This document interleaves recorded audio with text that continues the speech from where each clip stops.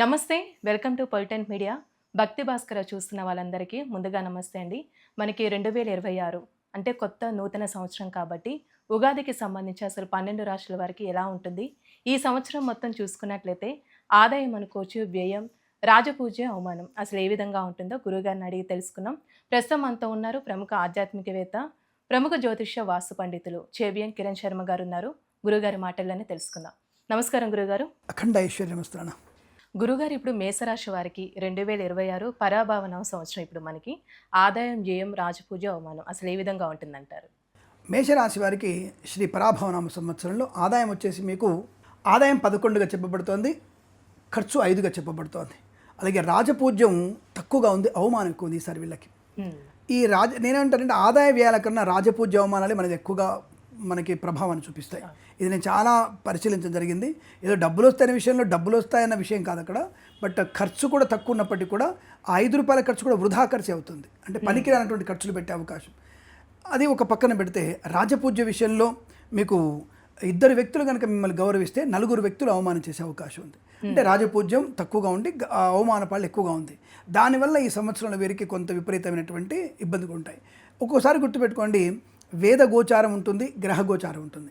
ఏమిటి వేద గోచారం, గ్రహ గోచారం కంటే ఈ వేద గోచారంలో ఈ గ్రహాలు ఈ రాశులలో ఏ పాదంలో ఉన్నాయి అది వేద గోచారం. అంటే ఆ పాదంలో ఉన్నటువంటి గ్రహచారం.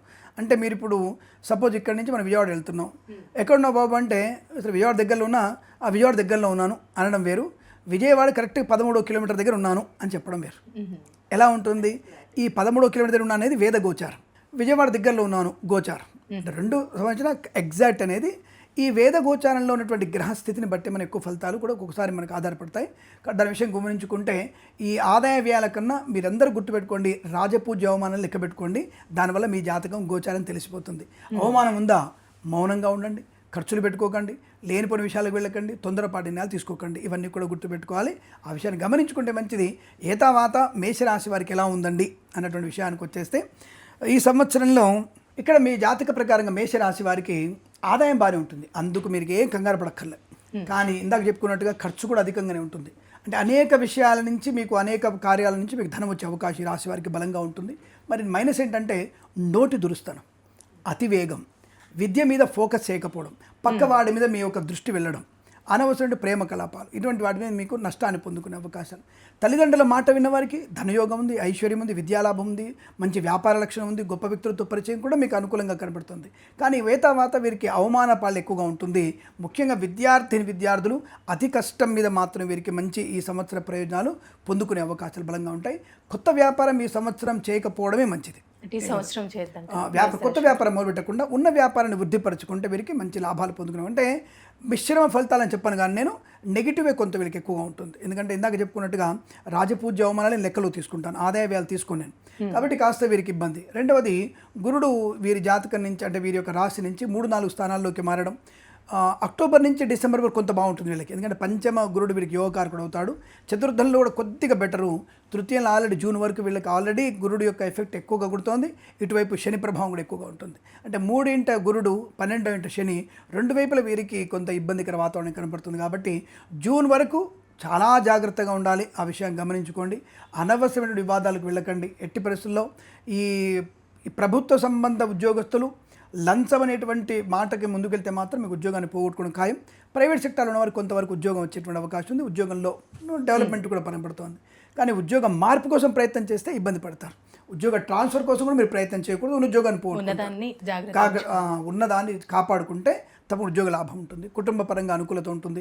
సంతానం లేని వారికి మాత్రం సంతాన యోగం ఉంది. ఈ సంవత్సరంలో కొంత సంతానాన్ని పొందుకునేటువంటి, ఎందుకంటే ఈ పంచమ గురుడి యొక్క యోగం ఉంది కాబట్టి రేపు నాకు తెలిసినంత వరకు వీరికి మ్యాక్సిమం ఈ ఏప్రిల్లో మీకు సంతానం అవ్వాలి. వీరికి ఏప్రిల్లో సంతాన యోగం ఉంది 3 గ్రహాల వల్ల.